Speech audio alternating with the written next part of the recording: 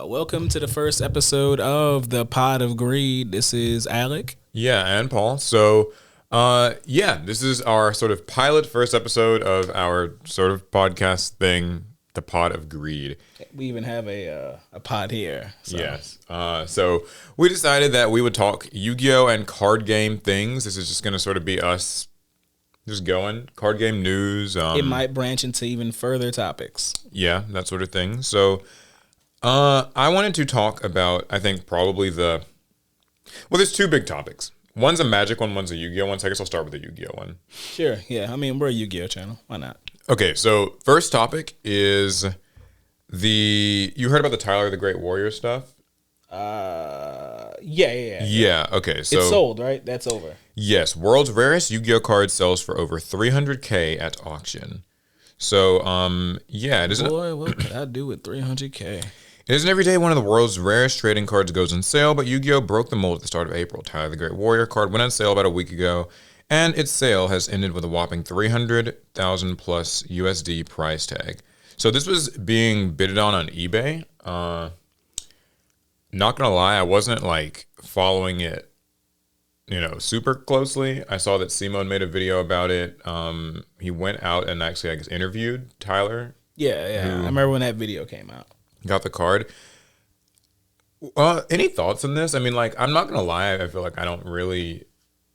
I mean, I think it's cool. I mean, there's been talk of Tyler the Great Warrior for many years, and at one point, people weren't even sure if the card still existed or even if Tyler existed. Yeah, that's true. I made a YouTube short about it, if that counts for something. But then now, like, the card isn't just real; it is up for, or was up for sale, and I think there was an interest in what is the upper limit. Yeah, what would it the cost? Value of a Yu-Gi-Oh card? Because I would assume this would be the most valuable Yu-Gi-Oh card of all time. Yeah, presumably. I mean, I know that there's others that I'd kind of been just doing research on because I was like, oh, I'll make a short on like the most valuable Yu-Gi-Oh cards.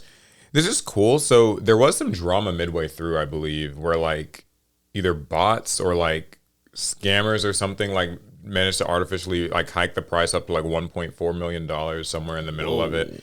But I think eBay went in and like those got canceled. So well, my thing is this: even if there was a bot that was pumping up the price, that still means somebody was willing to bid $1.4 million for this card. I do wonder. I mean, if it was I don't know the specifics, so I'm sorry if I'm out of my depth here, but I feel like who would pay? Like, because if it's like 1.4, it had to be somebody who I guess maybe had 1.4 million, but like they're just using two accounts or like multiple bot accounts, so they're just gonna like. But still, they'd have to give him the money, wouldn't they? That's not. I mean, yeah, but I guess that's not how I was looking at it. At least from what that is saying, my understanding from that story was somebody went in and put in fraudulent bids. And then somebody who had an upper limit of 1.4 million as their like top end bid. Yeah, they put it would outbid those bots until it reached 1.4 million. So my assumption is this: that someone was willing. Yes, there is someone out there who's like 1.4 million. That's exactly how much I'm willing to pay for this, and I'm assuming they're the person who won it from this auction for significantly less. Yeah. Also, here's a little bit of a cool tidbit. So.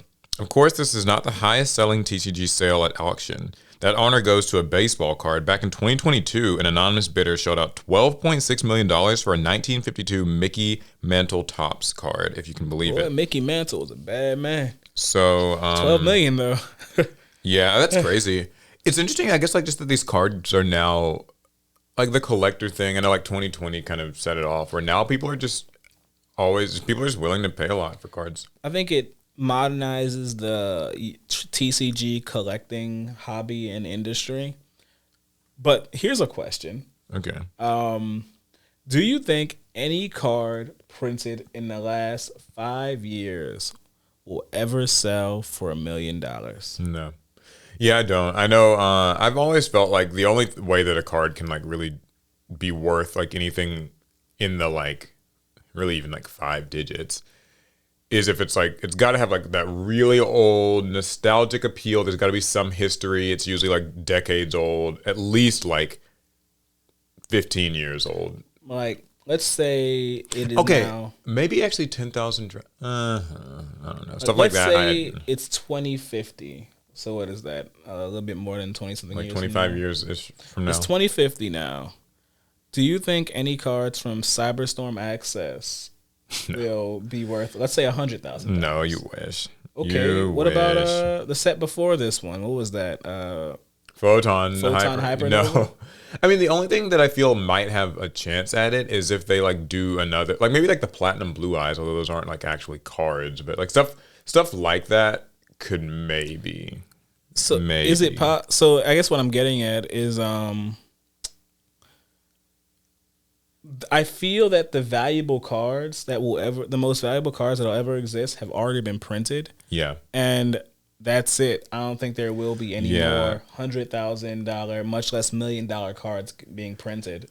I mean, I guess there's this sort of hindsight is 2020 thing. Like, because when we were kids, we didn't know that these like Blue Eyes and stuff like that would be worth a lot, and we just kind of destroyed them. I mean, like, we joke about it, but maybe there are like cards today that seem mundane and seem like they're just highly printed that like one day will.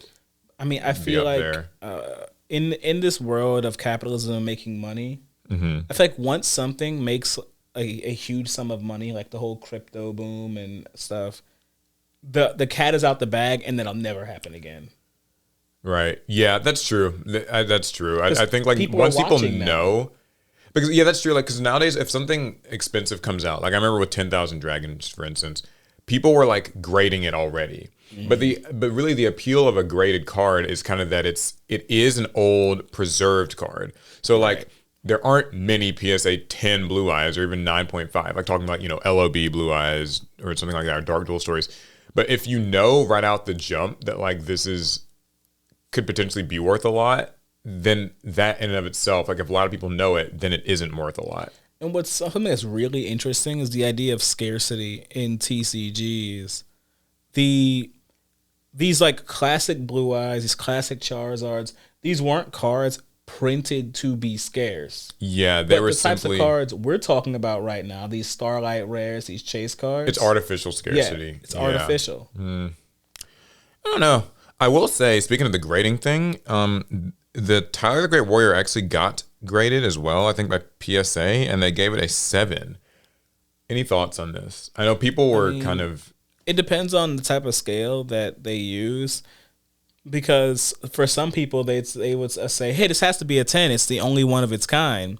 But it sounds like they have a more general They're still system. just looking at condition. Yeah, like how does this compare to the best quality any other card? Yeah, I mean, I think giving it a 7, like... I don't know. I mean, I feel like maybe he just should have just had it verified as legitimate, but not given a grade. Because I feel like the grade kind of like, in a way, sort of soils the. But I guess it does speak. It is the only one of its kind. Yeah, I mean, I guess the grade speaks to the fact that it has been owned. Yeah, it has history. I wish I could convince people on TCGplayer, hey, these cards have history. Yeah, buy them damage. Nah. That's just story. That's lore. So. Yeah, that's cool. Congratulations to Tyler. I think some of the money is supposed to be going to charity, so that's pretty cool. And yeah, man, I bet they wish it would have sold for that 1.4 million. Yeah, if that was legitimate or whatever, then that would have been even better. But yeah, that's my story. You got anything? Yeah. So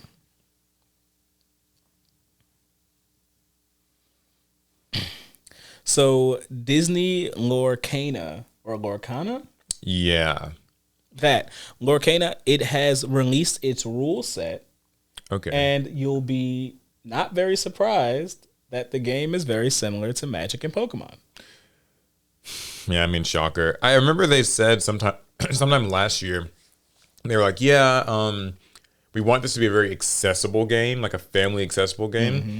So I'm not super surprised to hear them go for more of like a simplistic approach that is similar to existing games. I don't think that it would be in their best interest to make it really super unique and complex, because like we kind of know what works in terms of games, like kind of the resource system thing, that sort of stuff. And now they just get to layer that Disney paint on top of it and that Disney marketing budget on top of it. And like you can get your Elsa, you can get your Mickey Mouse, and like that will presumably be what really sells the game. Not gonna lie though, I've been surprised that Lorcana hasn't been a bigger deal like for the last few months. I think that maybe they announced it a little bit preemptively and didn't seem like they had all that much to share and show, but they didn't. But now we have the look. We've seen the products. We've seen many of the cards, and we know the rules. Yeah. Like for instance, it has a mana system, not like Yu-Gi-Oh, where we can just play our cards. Yeah. Their mana is ink. Yeah, I thought that was kind of cool. You're I forget the name of it, but like you use ink to like kind of draw these stories, and that's the lore is that I forget what they call it. You're actually trying to get lore. You gotta be careful. That's actually a keyword in the game. You're trying to get lore. Yes. Oh, there's actually a mechanic. Yes. Oh, okay. You send out the your energy characters called like lore? to get the energy is ink. The energy's ink. But so instead of like is lore like the prize cards, typical in a weird Okay. So you know how in Magic they have their like 40 like life that they can have? Yeah. And so as you take damage, you subtract it. Mm-hmm. Well, in Lorcana, you're trying to gain lore. I believe it's like 20 lore. Oh. So every time you don't attack your opponent or attack their characters, you're sending them out to gather lore. That's interesting. I mean, like immersion wise, that's kind of a cool concept. Like I'm into that. I mean, I think that I know like with Magic you're like a planeswalker, and with Yu-Gi-Oh I don't really know what you are anymore. You're a duelist. You're a duelist. In Pokemon you're a trainer. So yeah, I mean this is cool. I'm not gonna lie. Just this isn't really exactly a Lorcana thing, but like do you sometimes feel like there's like TCG fatigue? No. You don't? No, I can't wait for Lorcana to come out. I mean, but have you been playing like say Battle Spirits Saga or like One Piece? All right, that's unfair. Battle Spirits only released Friday of last week. Yeah, I mean, I just say that because it feels like there's a lot of card games that are all sort of just coming out, and like it can feel a bit like it's just hard to keep up with like everything. Yeah, I mean, there's a reason why while I have One Piece cards, I actually haven't played a whole lot of One Piece. But I've played quite a bit of Digimon and a bit of Yu-Gi-Oh. But it's hard to play like maybe more than 2 card games at a time. You know? I think with the Bandai games, because they're the ones who seem to be making the most of these games. Like they did like Digimon in 2020, and then like One Piece in 2022, and then like Battle Spirits 2023. It just seems like it's a lot. Like I feel like if you're, and I don't know how similar all these games are. Maybe they're different enough that it feels okay, but. I mean, I know Digimon and One Piece have a few similarities. They were made around the same era. I wouldn't even be surprised some of the same like people actually worked on those games. Battle Spirits is older than both of them. Like it's actually from way back in like 2007, 8 somewhere. Yeah, it's like kind of being its remade. gameplay is very different. Regardless, though, who has that many sets of hands? Yeah, I feel like that's another thing too. Is with all these card games, it's like, man, how's someone supposed to play them all? Like maybe you play. I mean, I guess like some people are able to juggle like 3 card games and stuff. For me, I'm always Yu-Gi-Oh, and then like I just dabble in something else for a brief bit. Usually get bored of it and just kind of settle back on Yu-Gi-Oh. I mean, like I played a little bit of Vanguard for a bit. I played a little bit of Pokemon on their app for a bit. I mean, I'm gonna be trying to get a Commander deck and just give Magic a shot. So like. I don't know, I just feel like it's a lot of money to spend and a lot of storage. I mean, if you're spending money on cards and you're already doing it, that's not too crazy. Yeah, I guess. But if you're trying, I think the harder part is your attention. You only have so much time and so much ability to focus. Yeah. There's just no way you can give the same amount of dedication you give to Yu-Gi-Oh! To Digimon, to One Piece, to Battle Spirits, to would you even be able to play in all the regionals or like local events? Because like they probably might be held on the same day. And only very established card games even have proper regional scenes. Well, every card game now seems like they're trying to have them. But I mean proper. Yeah. Like you show up and you can play.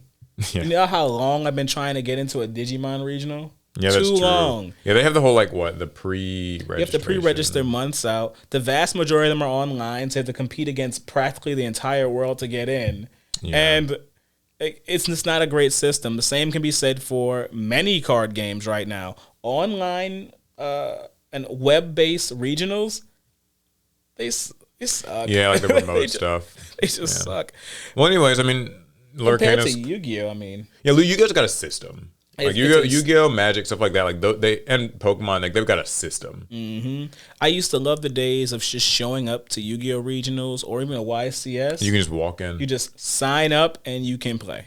But yeah, I mean, good luck to Lorcana. I'll be giving it a shot. Maybe reach out to us, Disney or whatever the company that's actually making it. I have no idea. Something Burger, Roth's Burger. Like, I'm not kidding. Like, that's the name of the company that's developing. I thought you were hungry. Okay. But okay, yeah. So cool. All right. Well, I've got... What you got? I guess sort of an update to, this is old news, I guess. It was like last week, but the Magic the Gathering Pinkertons, Wizards of the Coast, they sent... Yes, for those of you guys who don't know, although I feel like you probably do, Wizards of the Coast sent Pinkerton agents to the home of Dan Cannon, the YouTuber known as Old School MTG, in order to retrieve a selection of unreleased cards from the latest Magic the Gathering set. Mm-hmm. This is March of the Machine, The Aftermath, which I guess was supposed to be revealed at the beginning of May, but Cannon had acquired a selection of boosters and showed them on his YouTube, resulting in the reveal of around 75% of this limited release set. So these people show up at his house. It's a whole thing. They are kind of heavy-handed in how they handle the situation, and eventually, I guess, Wizards of the Coast and Old School MTG or Dan got it sort of sorted out. But this is a really bad look. I mean, I think that's an understatement. I can't stress enough how problematic and dangerous the Pinkerton organization is. Yeah. I mean, these are corporate America's armed like dogs that they just send after people who run afoul of them. Yeah, and it feels like it's really intense because it's like the guy like isn't even a full-time YouTuber or whatever. Like he just opens Magic cards just kind of for fun. Like it's a game he plays. He's a hobbyist. And for Wizards of the Coast to be like sending, like they have the right to, sure, but it's kind of one of those instances of like, sure, you can, but it doesn't mean that you should. That actually is a great question. I wonder if they actually have the right to send armed guards to your home? I mean, when you put it that way, man, it makes it sound extreme. But like, I know that companies do this, so it must be like we're not legal experts, by the way. We don't know anything. We don't give legal advice like idiots, or anything. But all I know is just that like, even if it's something that they can do or they have like the legal right to do it, it's really a bad look. I mean, like just for PR, like it makes it seem like. In a world where people already do not really like Hasbro and people are not like big fans of Wizards, I know that there's that Magic 30th thing. Boy, and that D&D controversy. Yep, and then all the products they've been making. That company is besieged. So like people don't like by them. Its own decision making. It's kind of funny. I remember just bringing it a bit to Yu-Gi-Oh. Like people used to really hate Konami. Like people were just like, Co-Money, they're so evil, they hate the game. Okay, we made a few Co-Money jokes. Yeah, I mean everyone can't absolve ourselves. Because I mean, like I remember that was a big thing though. It was like the thing in the community is you just by default we all just kind of hated or at least distrusted Konami. You never give them the benefit of the doubt. But in recent years, I don't know whether it's just a matter of Wizards doing comparatively worse things or maybe people are just kind of warmed up to Konami some, but like I feel like all the heat's been on Magic the Gathering. It's like, man, I don't know. This just doesn't seem like something that they should have done if... I don't know. I don't know. Could a phone call or like an email not suffice? That should have been all it took. No, they claim that they had tried to contact him, so maybe it's his fault. I don't know. There's nothing a like law-abiding citizen should be able to do to warrant such actions. That's just my feelings in the matter. I wouldn't participate in a game that did such things. Yeah, I mean, it makes it feel a little like dangerous as a player in a way because it's even like more so as a content creator. Yeah, because I mean, like think about it, right? Like you might just like accidentally buy something from your card shop and just because that's basically kind of what happened. I mean, I don't know if this is like his local card shop, but it was like a vendor that he normally got stuff from, I think, and he accidentally got this new thing. So it's like, man, what if you're a player and it kind of just happens? I know Yu-Gi-Oh's had some instances of people, but with Yu-Gi-Oh it's a little different because I feel like I remember like there have been those times when like a box will be open and it's got like all Starlight rares, and then like Konami will try to like recover those. That's true. So, but it doesn't sound like they sent, not really like, the same thing. Basically soldiers. Yeah, they don't send their soldiers to your house. So, sounds like everything got resolved though, so that's good. I know it's not the first time that they've sent Pinkerton people to people. Apparently, they did it in like 2017, but once again, that is horribly problematic. The Pinkertons were known as like they were like the union busting group. Oh, yeah, they would send them in to like stop like break up picket lines and really hurt the average citizen. That's the writer's strike. You just be careful right now, huh? Ooh, yeah, that's a story for a different podcast. Anyways, okay, so that's mine. You got something else? Sure. This isn't very card game related, just kind of. So TCGplayer was announced as the presenting sponsor for Free Comic Book Day. Free Comic Book Day. So okay. I don't know if you're familiar with it. It's a yearly event / day where if you go to your local comic book store, you can actually receive free comic books that actually come from some of the largest comic book publishers in the world. Marvel, DC, Dark Horse, IDW, they all participate to varying degrees. Right, yeah, okay. And what's interesting is Free Comic Book Day it's typically it's a brick and mortar thing. You go to a comic book shop to do it. But since TCGplayer announced that they're selling comic books now, we've seen the emails, and if you go to TCGplayer, they even have a tab where they have the comic books. They're now a sponsor for that event, and it just feels kind of odd to me. Odd? It's because they're a card selling platform.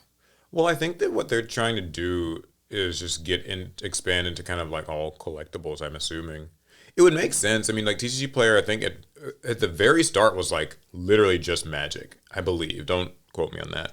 But like, I feel like it was just Magic, and then like, because I know Magic tends to get all their features first. Like when they had like the cart copying thing and like TCGplayer Direct and all that stuff. It was always Magic cards at first, and then they kind of expanded that to Yu-Gi-Oh! And other games. And I don't think it's a bad thing for them to kind of want to get into comic books. I don't think it's a bad thing. It just feels weird.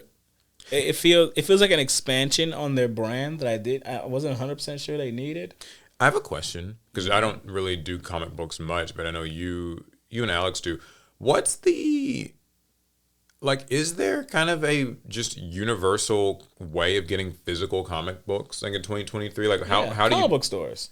Well, but I mean, like, is there like any equivalent to what TCGplayer is trying to be? Like where it's like, this is the site, like the website you go to order them. Comic book stores. So, well, also Amazon, to an extent. But if you're on Amazon, usually you just get the digital ones and on like a Kindle app or something. But so I know that like Marvel and stuff have just the subscriptions if you just want it digital. And yeah, they have the digital is pretty much on lock. You can get them from Amazon, get them from the companies themselves. That's light work. As far as getting physical comic books, which I do order quite a few, the Static series has been a favorite of mine. Usually you just have to find a comic book store that has a kind of robust online shop where they'll send outside of their states and they won't overcharge you too much. Yeah. I mean, comic books aren't really even very expensive, like new ones, right? I mean, they have gone up over the years. They used to be like dirt cheap, but I think the costs of the industry was starting to push them to increase the prices. They're still not that bad.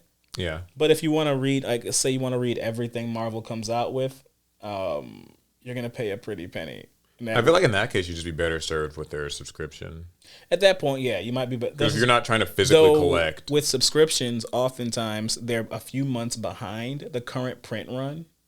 Really? That's so you're not up to date with these subscription services. See, I feel like the subscription service would like be kind of they would want you on that, and they would make it like the pristine, optimal, ideal. You think that, but more so than anything else, they want you to buy the print comics.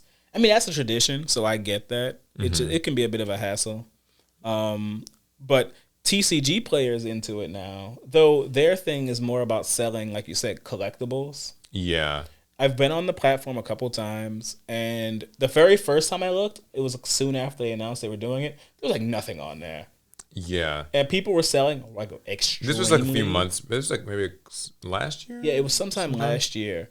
And when I tell you they had like nothing, people were selling random books for like random amounts of money that no one cared about. Okay, so nowadays though it's more. They have more. There's more high profile books on there. If you want, like, let's say, DC's The Last Laugh, or like maybe like a Spider-Man, Amazing Spider-Man comic book, you can find them on there. You're gonna pay because now these are people who are selling collectibles. I wonder if they have the Kazuki Takahashi Spider-Man comic. I wouldn't be surprised. I don't know if anybody knows. Well,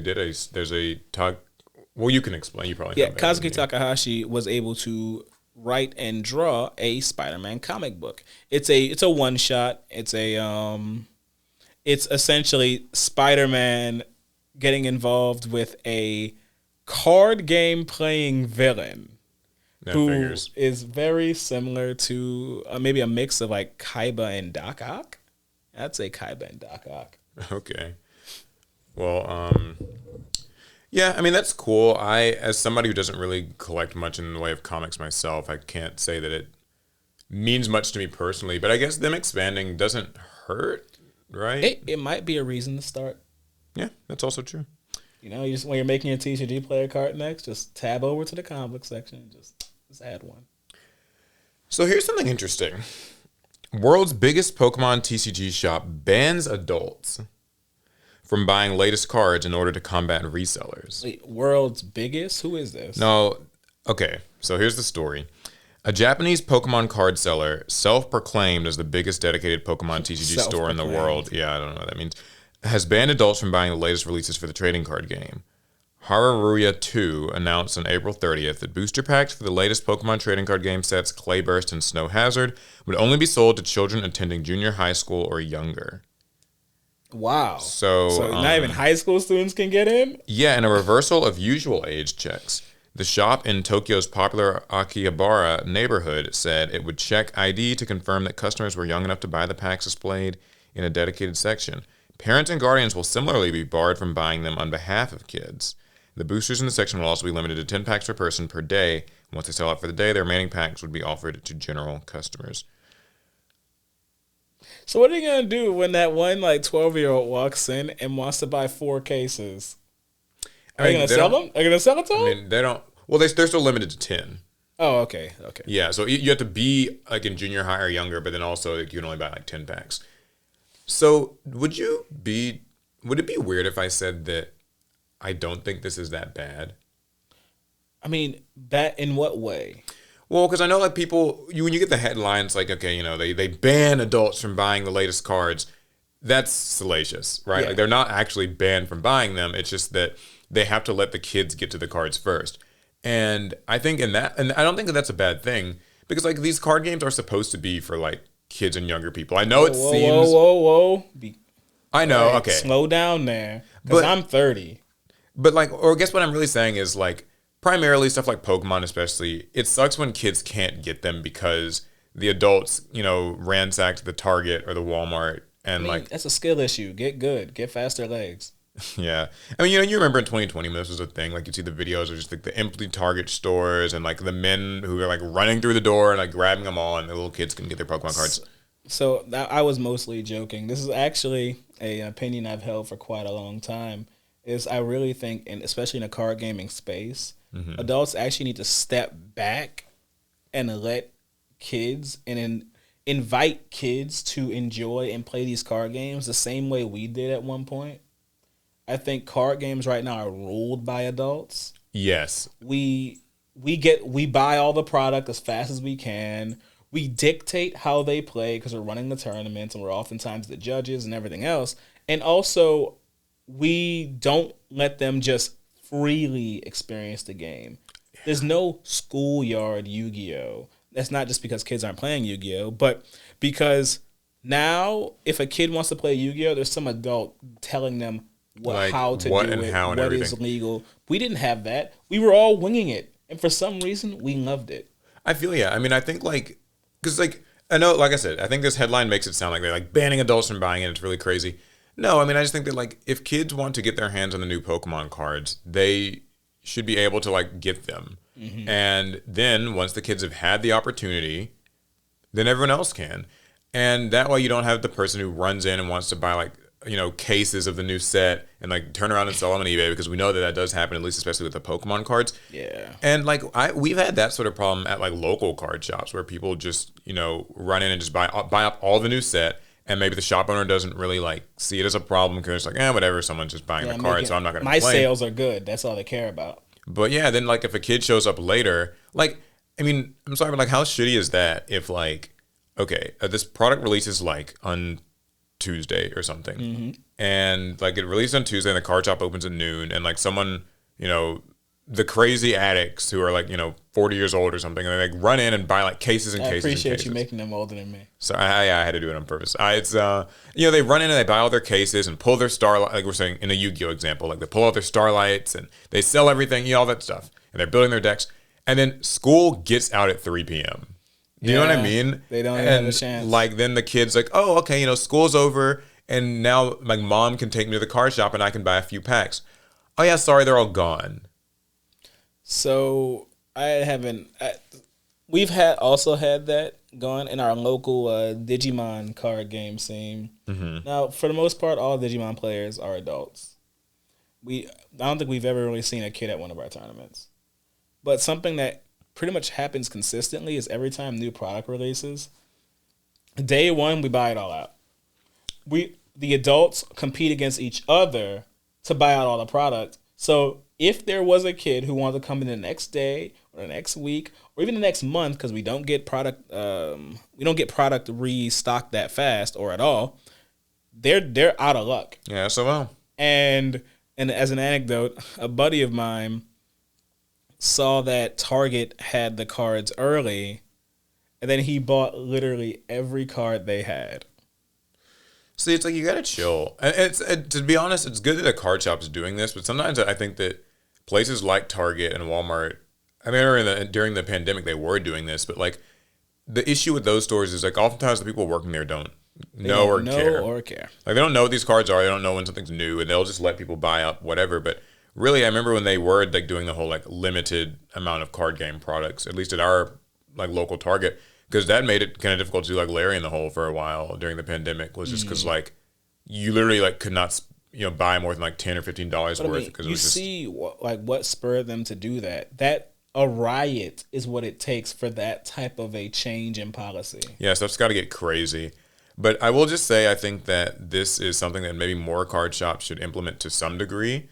I know this might seem heavy-handed, so I mean, someone can maybe just like give me some reason why maybe that's not. But I think that letting kids get their hands on stuff in some limited quantity first is not so bad. There is an issue with that, and while Pokemon doesn't suffer from it as much as other card games, the number one issue I see is that for many card games, there's really not a lot of kids even trying to buy the product. No, that's a separate. I mean, because I can talk. Yeah, I mean, but like, if you want, do you want to get into that? I have more. Okay. So, one, there's not a lot of kids buying the product, and two, that directly affects a shop's ability to make sure it turns a profit. You know what? You're right. Yep. Yeah. Okay, I hear you. Because I mean, and then we already know card shops, they operate on this razor's edge of being in the black. Oh, wait, so, okay, just to be clear, so you're saying that to implement a system like this does have the potential to, like, negatively affect... Yeah. Yeah, okay. I mean, maybe it doesn't, though. It doesn't have to. Yeah. But it can. Yeah. And so I can see why a lot of card shop owners would just take the sales now and not worry about it. I get you. And it would be nice if they did, because you can then start developing a younger crowd, maybe. Yeah. But then they'd have to market. Yeah, and card shops don't always do that. I mean, I guess putting the onus on card shop owners to kind of like take that potential hit in sales sucks. But again, like in this story, it's the kids, like whatever's left is then available to the general public. So it's not, so like the cards presumably would sell either way. Right. It's just that it's a matter of letting the kids at least get a few first. And then, Mr. Big Bad Collector with all the money in the world to buy cases can still buy whatever cases are there. It's just, I just know, like, I've seen the type of pressure that players put on shop owners. when they know that there's product and there's like maybe there's like legal reasons or contractual reasons why it can't go on sale. Players will do everything short of bribery. Oh, wait, no, I've seen them do that. Players will bribe shop owners to get this product. Yeah, like sell it to me early. Yeah, and I think that's also just a product of like kind of the modern day like internet culture too, where like it's just so important to be on the cutting edge of like, you know what I mean? Like either there's a regional coming up on like that Saturday, or it's just you just simply need to get these cards now. It's like I think it's like kind of like greed to it. The cards are going to go on sale next week, but if I can get them this week, yeah, if I can even just get it, even just I can't a day use them in an official sooner. tournament or anything, it's just, I need them now. The idea that I just have them, yeah. And hey, you can flip them for more the earlier you get them. That's true, and like the card shop owner wouldn't know. And anyway, so yeah, that's the story. I think that this is like generally a good thing. I would say I think the kids should be able to get their cards. I want to see more kids in the card game space and let us adults gradually retire. We can just play amongst ourselves and really not be so involved in everything. Yeah. And be judges. We can be judges. That's what we should do. We can like help out. But anyways, yeah, that's my story. Got anything? No. Okay, well, I too. I've got something that this is more like mundane Yu-Gi-Oh news, I guess. Mundane's a rude word. So you've seen the new illusion type that's going to be getting introduced in Duelist Nexus? Yeah. Pegasus cards. Pegasus's. Yeah, so Duelist Nexus, it just got formally announced for the TCG. When you're watching this, I guess it'll have been a couple of days. But yeah, so it debuts the new type illusion. Illusion monsters cannot be struck down in battle. Wait, are they illusion or illusionist? So in the OCG or like in Japan, it was illusionist. For us, it is illusion. Okay. You're an illusion type monster. Gotcha. So this is the first new type since Cyberus monsters were introduced in 2017's Starter Deck Link Strike. Illusion monsters can't be struck down in battle, and they can't defeat other monsters in battle either, but they harm them in other ways instead. That sounds oddly like... It sounds very I can't beat me in battle, but I'll harm you in other ways. It reminds me of that one meme. That meme with the dogs. Like, does it bite? No, it hurts you in other ways. Then it says something like existential. Yeah, so... For instance, there's Nightmare Magician, which is kind of an alternative to like Dark Magician. Gotta have a magician. It's an illusion monster that gives you control of any monster in battles, and it can destroy any other card in the field if another monster attacks. And there's a few others. They seem to be all kind of based around that Chimera, the flying mythical beast sort of fusion line. Weird choice. Yeah, kind of strange. Didn't really get what that was about, but new type thoughts. So you knew it. It's weird to get a new type in Yu-Gi-Oh! And there's no anime that accompanies it. Right. When we got Cybers, now, Vrains didn't release in the West immediately, but it did release in Japan on time. And while we were very confused on what a Cybers even is, at least there was an anime. Something could help us to contextualize it. So, okay, I will say this. I don't know like the specifics of this, but I know that the illusionist or the illusion monsters, like you said, they're based on like stuff that like Pegasus kind of used illusion monsters. So in the early Yu-Gi-Oh manga, I'm botching this explanation, but just the general gist. In the early Yu-Gi-Oh manga, like there was kind of a power circle of like illusion monsters beat like dark magic monsters, which beat like light magic monsters, which like beat fiends, which beat illusionists. Like there's kind of this like square of interactions. Now that wasn't really anything that had to do with like the card game that we like really know, right? But it was just kind of a part of the lore. It's one of those systems that Kazuki Takahashi liked to build into his like plots and the way he likes to work. I mean, basically, there's a basis for illusion monsters. I just do think that it's kind of like a little random. Like it feels pretty random. If they made a new Yu-Gi-Oh anime, I know it's too late to do it now, but they should think about it, where our main character uses illusion monsters and they just made it make sense for me, then I'd be fine.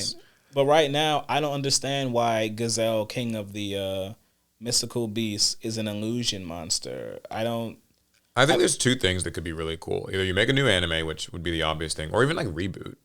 Like reboot and then like and actually have this be kind of recognized as a formal, have this be like recognized as a formal type. Like that could be interesting. I want to see them reboot Yu-Gi-Oh with the people who make Kakegurui. I want Bandit Keith to play Russian roulette with Yugi, and like he pulls the trigger and it goes bang and like Yugi spits out the bullet, That'd be crazy. It's crazy that would actually happen. You know, nobody talks about it. Like, Kakagurui is Yu-Gi-Oh! Like, just people who are taking these games, like, way too seriously. A protagonist who is, like... We should probably put an image of the show so that they know what we're talking about. Gambling anime, watch it, definitely. Like, she's, you know, protagonist is, like, really, loves gambling, loves, like, card games, board games, whatever. She's insane. She will, like, literally watch you cheat, call you out on your cheating, and beat you anyway. Yeah. Like, that's what Yugi did in the first many chapters of the manga. He would just play you in any game and wait for you to break or cheat. But, yeah, so, I mean, as far as the type goes, I know people have kind of wanted a new, like, summoning mechanic in Yu-Gi-Oh! Like, oh, a new extra deck thing. We have? That's what people... I mean, I read people say that on the internet. Oh, to be clear, I don't. I think that we have more than enough going on in that extra deck. It's too jam-packed as it is. So a new type is kind of cool. Something that's a little funky to me, though, is that it seems like the whole illusion monsters, you know, can't die in battle and can't kill other monsters is really not, like, that doesn't seem actually like it's not a built-in mechanic of them. It's just it's a written effect on them, right? So that can still be, like, negated by skill drain and stuff. So it does feel a little bit like there are other monsters that have had this same, like, Time Lords or whatever, like, different stuff. So it does it's not that unique. It feels interesting, the idea that monsters can't be destroyed by battle. What do you think a mirror match of two illusionist decks or illusion decks would look like? Where you both can summon monsters and attack each other's monsters. You can't destroy them. I guess you still do battle damage? Yeah, you do still do battle damage for the stuff we've seen every turn, you just have your monsters and... But I guess with, like, stuff like Nightmare Magician, you can, like, attack it and then take theirs and then, like, attack with theirs and, like, pop their cards. So, like, there's still other ways to do stuff. What if I have 4 illusion monsters in defense position? Raigeki. You know, it does actually add an interesting dynamic, though, now that you mention it. Because, like, you know how, like, part of the appeal of most boss monsters is just their stats? Like, just they're really big, so, like, they can negate what you do, and then they can, like, swing over everything. Having illusion monsters just in defense position could actually be, like, a strong defensive position to be in. Especially if we get more illusion monsters, which we have some in that set that we saw, that are low level, that you can just set on the board. Yeah, so it's kind of neat. I mean, I still think Yu-Gi-Oh! As a whole has, like, moved past that really being a relevant thing for most matchups, but it could come up. Every so often, a monster that can't be destroyed by battle can make the difference between losing or winning. So I'm interested in seeing where illusion monsters go, like what it means for the game. It's going to take time. You're going to build a deck? I mean, I don't know that there's a deck to really build yet. I guess the Chimera, I'll try it. I'll give it a shot. All right, hold them to it, guys. Yeah, and of course, like, just to quickly go over the other Duelist Nexus stuff, there's, like, the Assault Synchron. That's like a Yusei thing. The Crimson Dragon gets, like, a formal card release. Who? Crimson Dragon, like, from 5Ds. Ultimate Zulkin? Yeah, it's not Ultimate Zulkin. It's like, it is Crimson Dragon. Like, that's what it's called.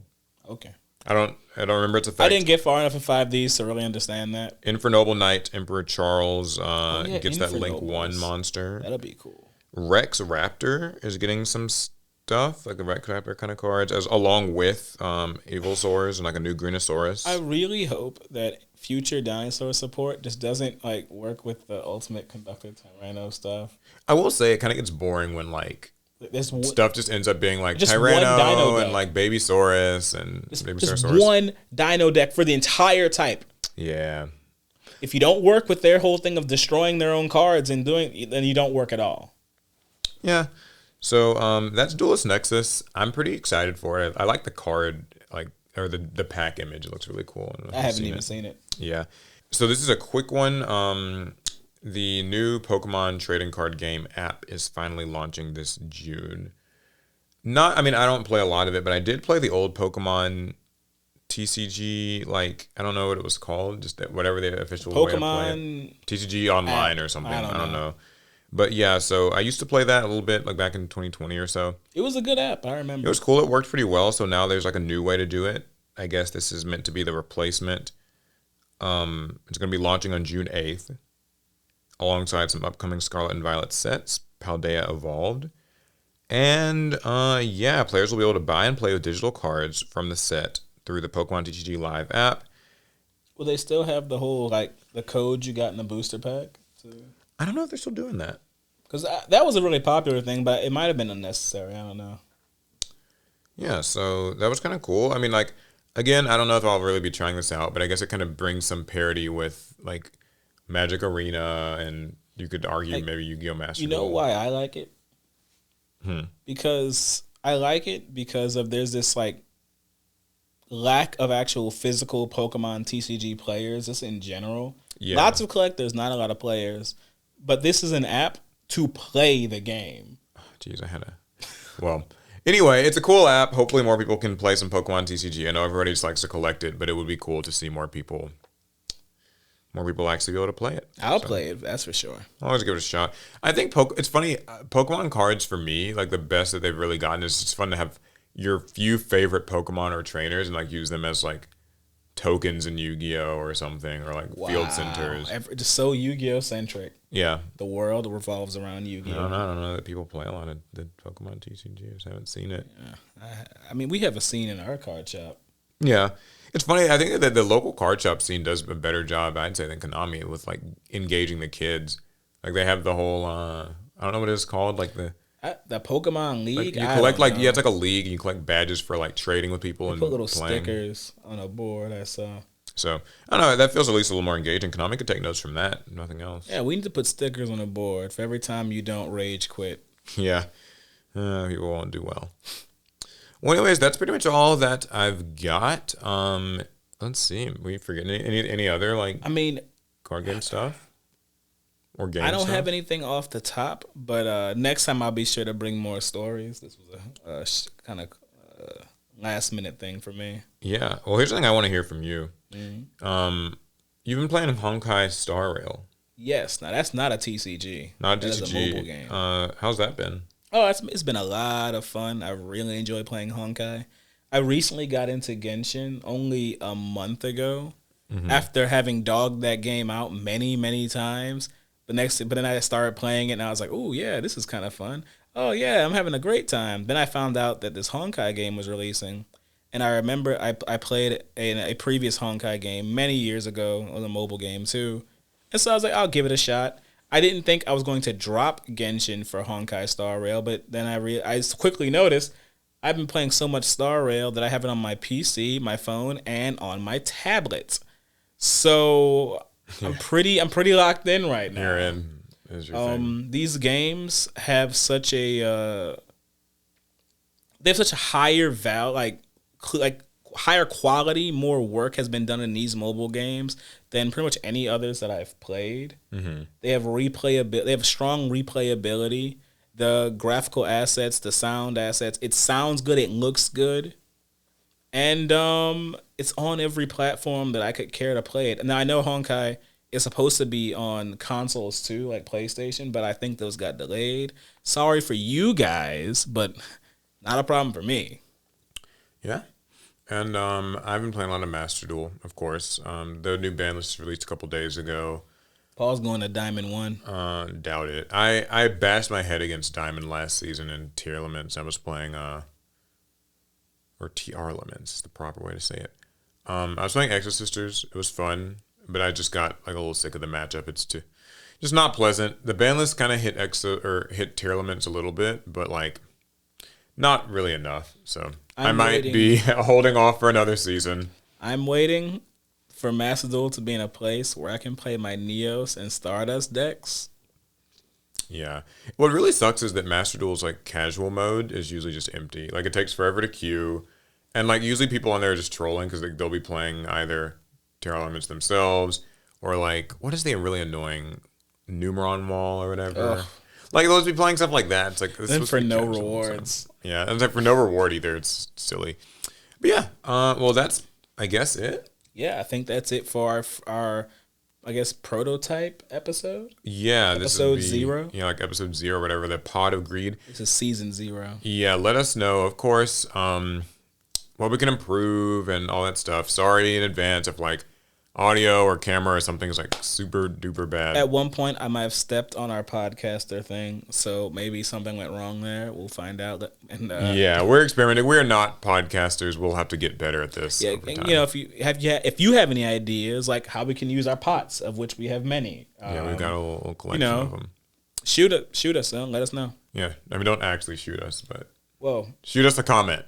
Yeah. Shoot us a comment. No, maybe we'll talk about it. All right. Till next time, next week maybe. Don't know what the schedule fits will be. All right. This has been the Pot of Greed.